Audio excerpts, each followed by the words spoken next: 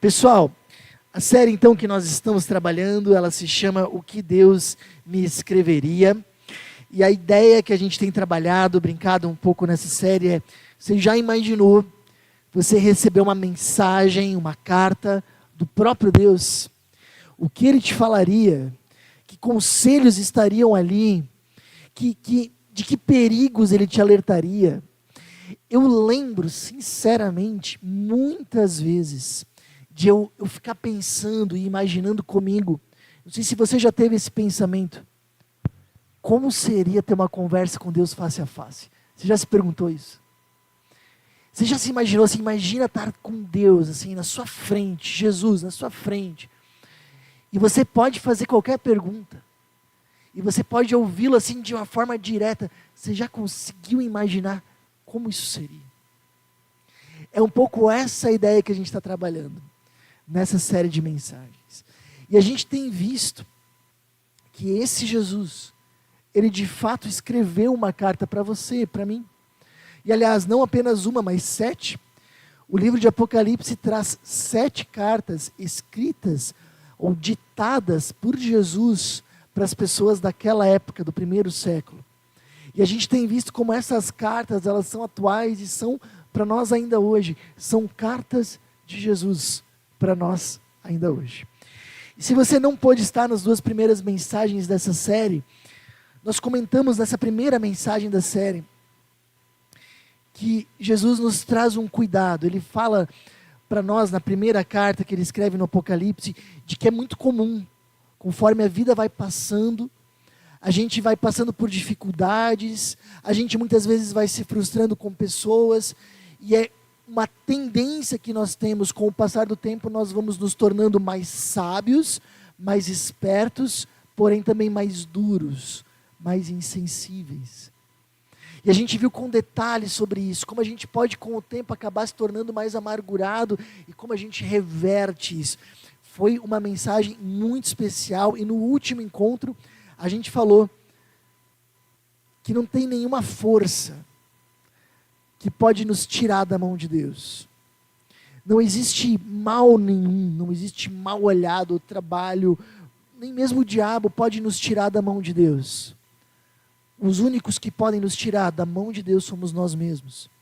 Por isso o olhar de Jesus nessa segunda carta foi: tome cuidado com os passos que você dá para longe de mim. E a gente refletiu nessa última mensagem, e eu acho que é uma boa reflexão para nós fazermos. Os passos que você tem dado, as decisões que você tem tomado, as atitudes que você tem te levado para mais perto ou para mais longe de Deus? Quando você começou a sua caminhada aqui na nossa comunidade, por exemplo, você estava mais próximo ou mais distante de Deus? Com o passar desses tempos, desses dias, semanas, meses, anos, com o passar de 2025, você consegue dizer que você tem se aproximado desse Deus, ou talvez você tenha se distanciado? Deixa eu dizer para vocês, antes de nós irmos para o assunto de hoje, do fundo do coração, se você não pôde estar em uma dessas 2 mensagens, dá uma olhadinha nas gravações delas, que estão disponíveis no nosso canal do YouTube. Vale a pena, tira esses 30 minutinhos para essa reflexão, que são palavras muito importantes. Não é sempre que a gente pode ter conselhos do próprio Deus. E são conselhos importantíssimos para a nossa vida. Mas hoje, nós vamos ver que Jesus nos ensina a viver de uma forma muito específica e muito importante. Vamos continuar a nossa leitura através de Apocalipse, capítulo 3, versículos 1 a 6, onde veremos mais um conselho de Jesus para a nossa vida. Acompanha lá comigo. Escreva esta carta ao anjo da igreja em Sardes. Esta é a mensagem daquele que tem os 7 Espíritos de Deus e as 7 estrelas. Sei de tudo o que você faz. Você tem fama de estar vivo, mas está morto. Desperte. Fortaleça o pouco que resta, pois até mesmo isso está quase morto. Veja que suas ações não atendem aos requisitos de meu Deus. Lembre-se do que ouvi e no que acreditou no princípio. Agarre-se a isso com firmeza. Arrependa-se. Se não despertar, virei subitamente até você como um ladrão. Há alguns em Sardes, no entanto, que não mancharam suas roupas com o mal. Eles andarão comigo vestidos de branco, pois são dignos. O vitorioso será vestido de branco. Jamais apagarei seu nome do livro da vida e confirmarei diante de meu Pai e de seus anjos que ele me pertence. Quem tem ouvidos para ouvir, ouça o que o Espírito diz às igrejas. Gente, nós encontramos aqui uma carta de Jesus escrita para pessoas que viviam numa cidade chamada Sardes. Uma das características mais importantes dessa cidade é que essa cidade um dia foi famosa. Um dia foi uma cidade grandiosa. Um dia foi uma cidade gloriosa. Mas nesse momento não era mais. A cidade tinha decaído. Ela não era mais nem de longe a cidade que outrora ela tinha sido. Porém, os cidadãos de Sardes faziam o possível para manter a fama de ser uma grande cidade. Eles tentavam manter uma fachada de uma cidade gloriosa que não havia mais. E aqui o que parece pela carta é que essa mesma cultura de viver uma vida de aparências tinha entrado nas pessoas daquela igreja. As pessoas que viviam nessa igreja, elas viviam uma vida de aparência. Perceba que o texto bíblico ele fala: você tem fama de estar vivo. No entanto, você está morto. E aqui, esse é o grande tema da carta. Sabe, se a gente transformasse essa carta numa carta pessoal escrita para mim, para você, do próprio Deus, provavelmente essa parte da carta seria: Jorge, Jonas, Kelly, Rose, Lenita, Rosana, viva uma vida verdadeira, viva uma vida íntegra, viva uma vida transparente, não se conforme em viver uma vida de aparência, não se conforme em viver uma vida puramente de aparência. Gente, na época que Apocalipse foi escrito, no primeiro século, isso já era um grande perigo. As pessoas corriam esse risco, tinham essa tentação de viverem uma vida de aparência. E eu tenho a sincera impressão de que isso não melhorou, e pelo contrário, hoje, o que vocês acham? Está mais fácil ou mais difícil da gente viver uma vida de aparência? É fácil. Porque a gente tem mais ferramentas para sustentar uma fachada que não é verdadeira. Sabe, quantas vezes a gente de repente recebe uma notícia de um casal que se divorciou, e a gente para e diz assim: eles, não acredito. Mas faz semana passada que eles estavam viajando, postaram um monte de fotos juntos, lá não sei aonde, lá no Nordeste, e pareciam tão bem. Você nunca passou por isso? É muito fácil sustentar uma vida de aparência. É muito fácil numa época de imagem, de Instagram, numa época de redes sociais, numa época que a gente está todo postando fotos e as nossas fotos estão sempre felizes. É muito fácil a gente ter fama de estar vivo, mas na verdade a gente está morto. E o que Jesus está dizendo aqui é: ei, não vale a pena se contentar em viver uma vida de aparência. Não vale a pena. Não é viver de verdade. Não é viver uma vida de verdade. Meus planos para a vida de vocês não tem a ver com viver uma vida de aparência. Tem a ver com viver uma vida verdadeira, uma vida autêntica, uma vida íntegra. Como é que se constrói uma vida de aparência? Não é difícil da gente perceber como isso se constrói dentro da vida de alguém. A gente começa mentindo. E vamos ser bem sinceros, é difícil não mentir nada e nunca, né? Vocês já devem ter visto o filme do Jim Carrey, O Mentiroso, já viram? É um filme que ele ali recebe um livro, ele não consegue mentir. E aí, vendo o filme, você percebe, meu chapéu, quantas vezes a gente acaba mentindo, mesmo que seja por pequenas coisas. Basta, sei lá, nosso marido, nossa esposa olhar para a gente e dizer assim, você acha que eu engordei? Né? Opa! Né? Tem um filme brasileiro também do Leandro Hassum, que também vai nessa, é um político, né? Que também não pode mentir. Aí a gente começa a perceber como a nossa vida tem pequenas mentirinhas. Por que a gente mente? Nós mentimos por medo. Se você olha uma criança, tira uma nota baixa na escola, e ela não conta para os pais, ela omite ou ela mente. Por que ela faz isso? Por quê? Qual que é o motivo? Medo. Medo de uma consequência. Medo do que os pais vão dizer. É medo. E se a gente percebe, quando a gente vai crescendo, por que a gente mente? Normalmente é por medo também.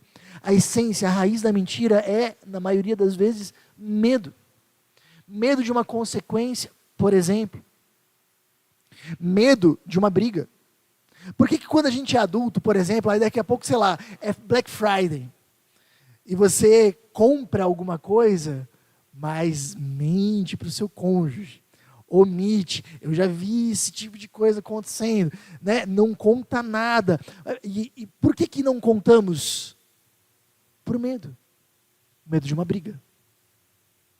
Normalmente, mentira tem a ver com medo. Medo de consequências do que a gente fez, medo de conflitos. Não, e aí a gente começa, inclusive, muitas vezes, a colocar essas desculpas, né? Dizer, não, a mentira é melhor mentir do que uma briga, né? Eu acho que Deus, Ele até preferiria uma mentira do que uma briga. A gente vai se convencendo. A gente mente por medo da rejeição das pessoas.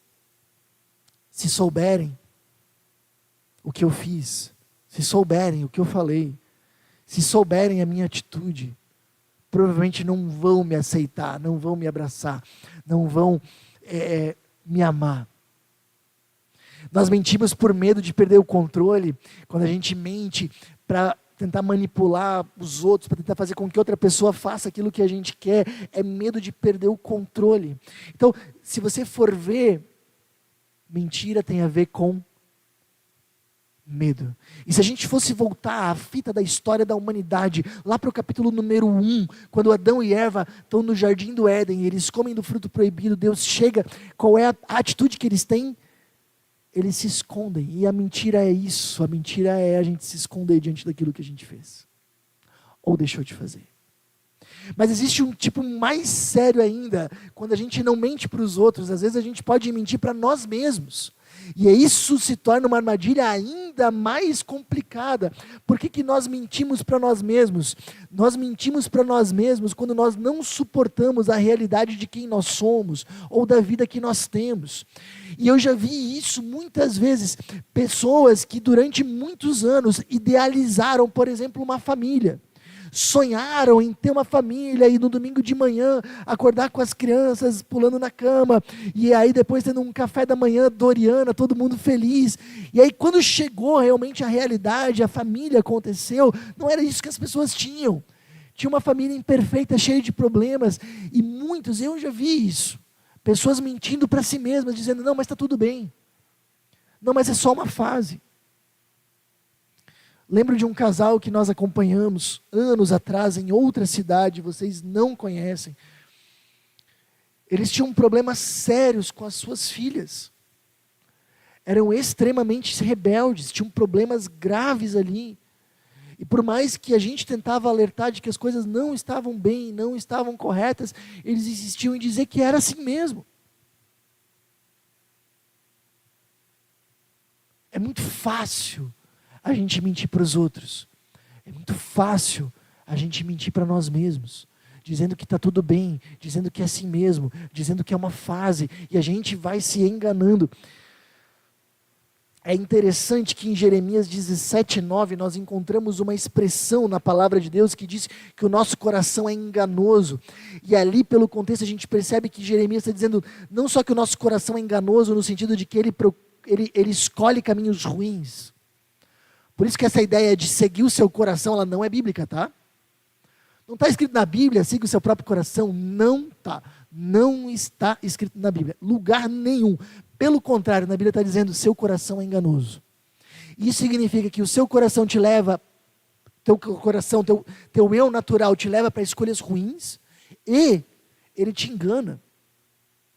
Ele te leva para caminhos ruins e te convence que ainda é o melhor. Esse é o nosso coração. Bom, e aí o que vai acontecendo? A gente vai lá, mente para os outros, por alguma situação, medo de uma briga, medo de um conflito, medo de rejeição, enfim. A gente mente para nós mesmos, porque a vida que a gente queria ter, que a gente tem, ela é muito distante, então a gente mente para nós mesmos. Mas a grande questão é que mentira necessita de manutenção. Uma mentira nunca vem sozinha, você já viu isso e é verdade. Para sustentar uma mentira você precisa de outras. Ah, você não comprou nada na Amazon? E essa caixa que chegou aqui? Né? E a fatura que deu mais alta? Uma mentira sempre precisa de mais outra. E mais outra. E mais outra. E quando a gente vai perceber, o mentir já se torna muitas vezes o normal. O omitir a verdade acaba se tornando normal. E quando a gente vai perceber, às vezes a gente já está apagando conversa de WhatsApp para ninguém ver. E aí, uma vida de aparência vai se construindo. A diferença, quando a gente mente para os outros, é que a gente acaba construindo uma vida de aparência consciente. A gente sabe que a gente está vivendo de aparência. A gente sabe que os outros não têm ideia do que está por detrás do palco. A gente sabe que a gente está construindo uma vida que é uma farsa. Mas quando a gente mente para nós mesmos, o problema é ainda pior, porque muitas vezes a gente nem sabe que a gente está vivendo uma farsa. Porque a gente acredita realmente que está tudo bem. E aí se constrói uma vida de aparência. Em que áreas a gente pode viver de aparências? A gente pode viver uma força de aparência. A gente pode viver de forma que todo mundo parece que aos olhos dos outros nós somos fortes, nós somos perseverantes, nós somos persistentes, nós somos resilientes, mas lá por dentro a gente está quebrado. Uma das coisas que para mim também sempre me espanta é às vezes quando a gente ouve e vê de um caso, não sei se vocês já viram isso, de suicídio ou de tentativa de suicídio de alguém que a gente conhecia. E a gente olha para aquela pessoa e diz, nossa, parecia tão forte, parecia tão bem. Olha nos stories, estava viajando com a família, parecia tudo certo. E às vezes a gente faz isso, a gente cria uma imagem de força que não é verdadeira. A gente pode viver de aparência, construindo uma alegria de aparência. Quantos humoristas, vocês já perceberam? Quantos humoristas famosos sofrem de grave depressão? Estão no palco, contando piada, dando risada, fazendo centenas, milhares de pessoas rirem. E na sua vida real, estão afundadas em depressão.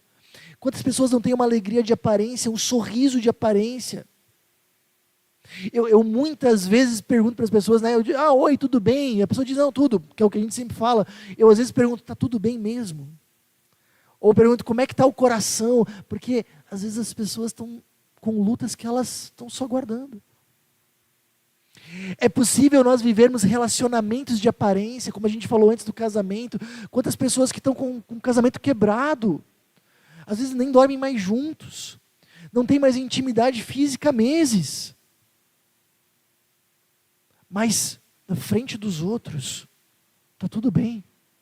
Um relacionamento bom, saudável, não, eles até andam de mão dada. Às vezes a gente pode ter relacionamentos de aparência não só no casamento, mas nos outros relacionamentos, como com os filhos. Parece que com os pais, os filhos está tudo certo, mas o coração dos filhos está absolutamente distante. A gente pode viver finanças de aparência. Anos atrás a gente viveu uma situação que chocou muito a igreja luterana aqui do sul do Brasil. O pastor que estava pastoreando a igreja luterana no centro de Florianópolis se suicidou no gabinete pastoral. Nunca eu conhecia ele. Pessoa alegre, pessoa extremamente dedicada, ele tinha um ministério interessantíssimo, escreveu livro. Poxa, era sabe, alguém que a gente tinha em alta conta. Pessoa que parecia muito forte. Se enforcou no seu escritório. E quando foram ver qual que foi o motivo, o que levou a isso, a constatação foi dívidas financeiras exorbitantes, que ninguém sabia que ele tinha. E ele não sabia mais como resolver. Podemos viver finanças de aparência. Quanta gente, né? Ostenta uma imagem de riqueza e talvez estava afundando em dívidas. E é fácil, muito fácil manter as aparências. A gente pode viver uma espiritualidade de aparência. Viver com Deus. Não, eu vou na igreja, a gente ora, eu sou uma pessoa muito espiritual, tenho uma conexão com Deus. Mas de verdade, quando a gente olha para a nossa conexão com Deus, para aquilo que a gente conhece da palavra, para a nossa vida de oração, para os frutos da nossa vida, a gente percebe que talvez essa vida com Deus não seja algo tão real. É muito fácil a gente viver uma vida de aparência com Deus.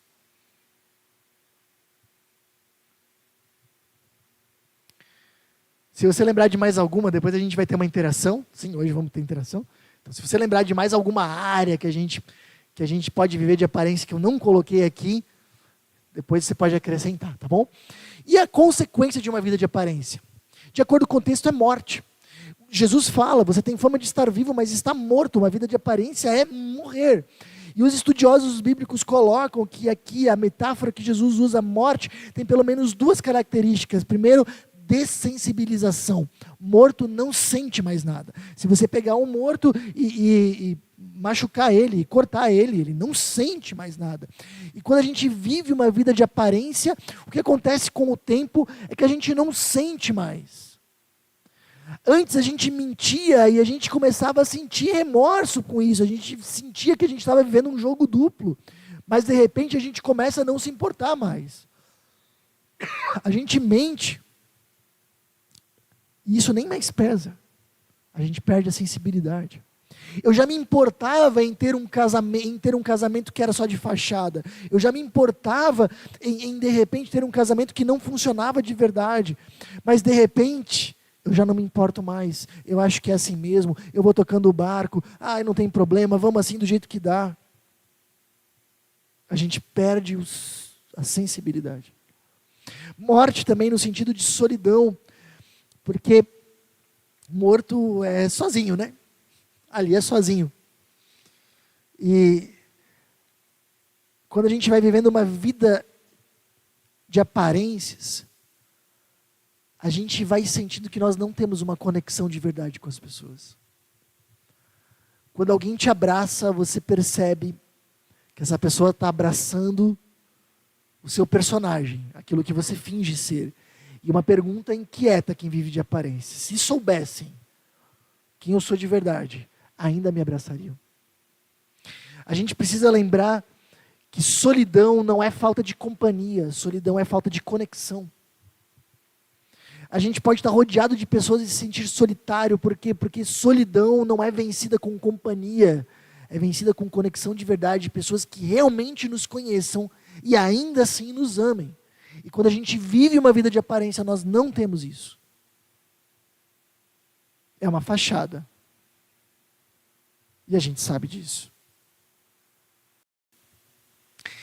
Vocês já viram esse filme, O Show de Truman? Cara, que filmão, hein? Se você não viu, vale a pena. Filme antigo, né? Se você já viu, você deve ter mais de 30, hein? Desculpa dizer, o tempo está passando.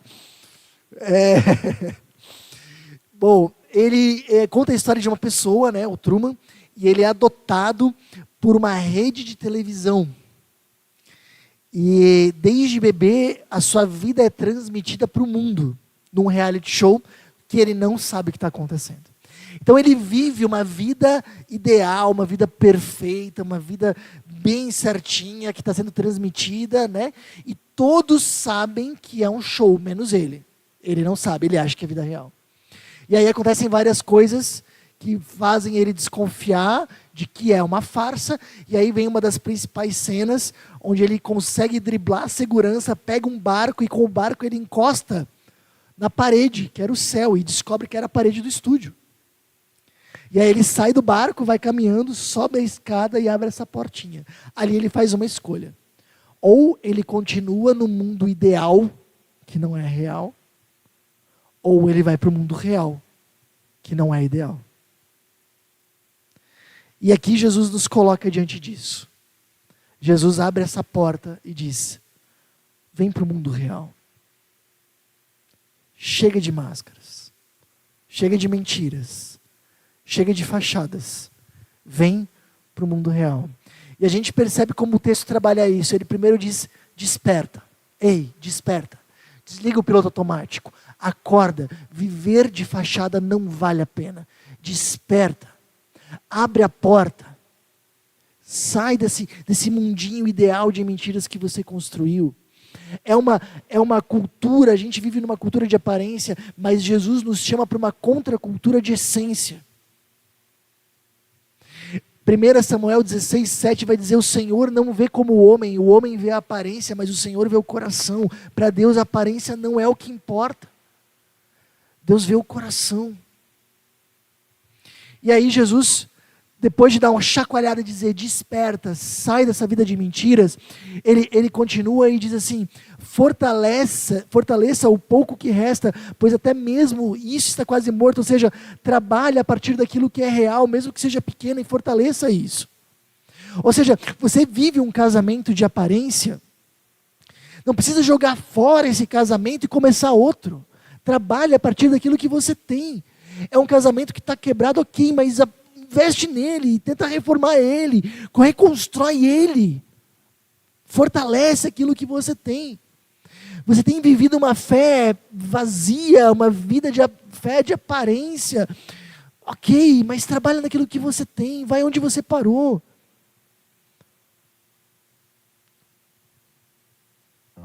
Trabalha a partir daquilo que você tem.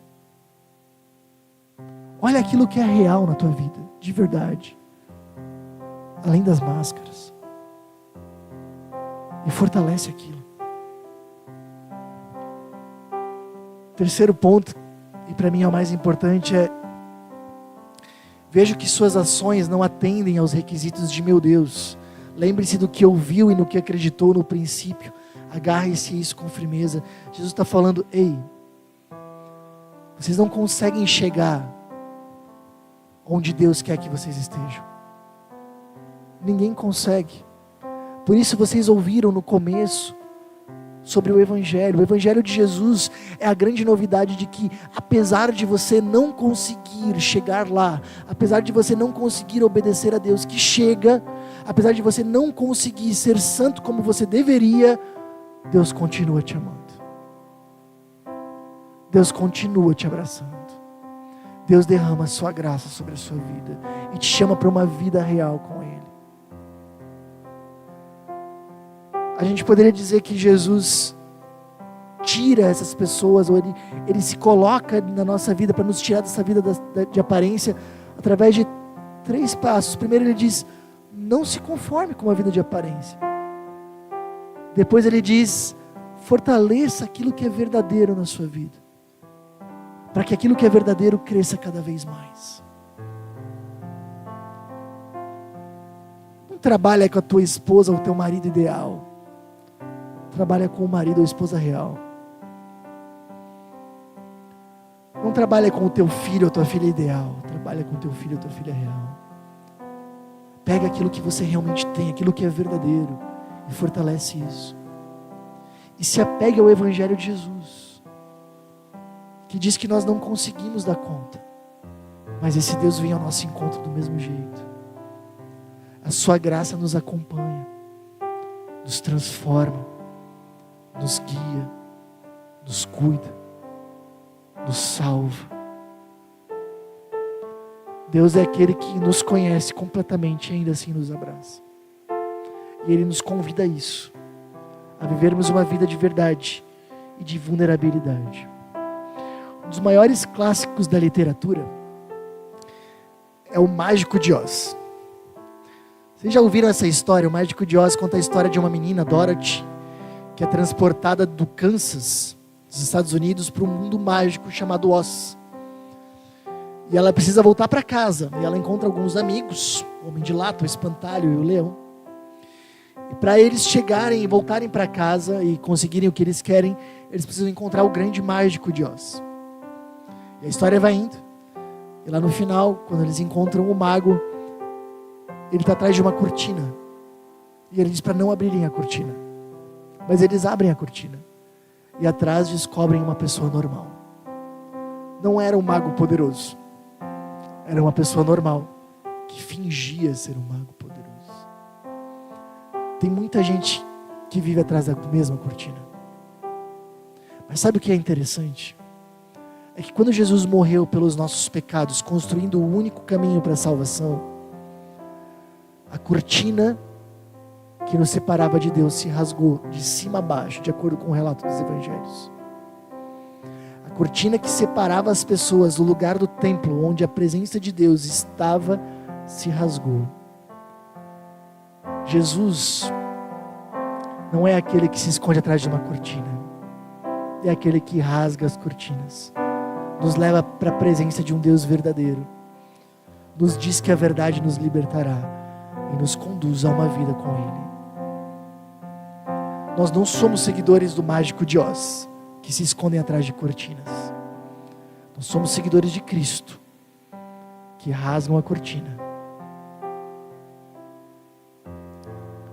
Que em Jesus nós possamos buscar viver uma vida verdadeira. Eu queria convidar você a se fazer uma simples pergunta nessa noite. Existe alguma área da minha vida que tenha me conformado com uma vida de aparência? O que pretendo fazer? Segunda coisa aliás, uma decisão que eu gostaria de conduzir vocês nessa noite. Parece simples, mas ela é trabalhosa. Decida viver uma vida verdadeira e íntegra, crendo e confiando no amor de Deus. Decida deixar esse Deus rasgar a cortina e te levar para uma vida verdadeira com Ele. Eu tenho 2 recados rápidos para você que tem acompanhado as nossas mensagens. Primeiro, eu queria muito te encorajar, se for possível, a você participar dos nossos encontros presenciais. É uma forma de nós podermos nos conhecer e de você poder aprender ainda mais com a gente. Segundo recado, se você deseja contribuir financeiramente com a nossa comunidade, todos os nossos dados bancários estão aparecendo agora na sua tela. Essa é uma forma importante de você nos ajudar a espalhar ainda mais a mensagem de Jesus para fazer a diferença no coração de ainda mais pessoas. Pense nisso. Até a próxima!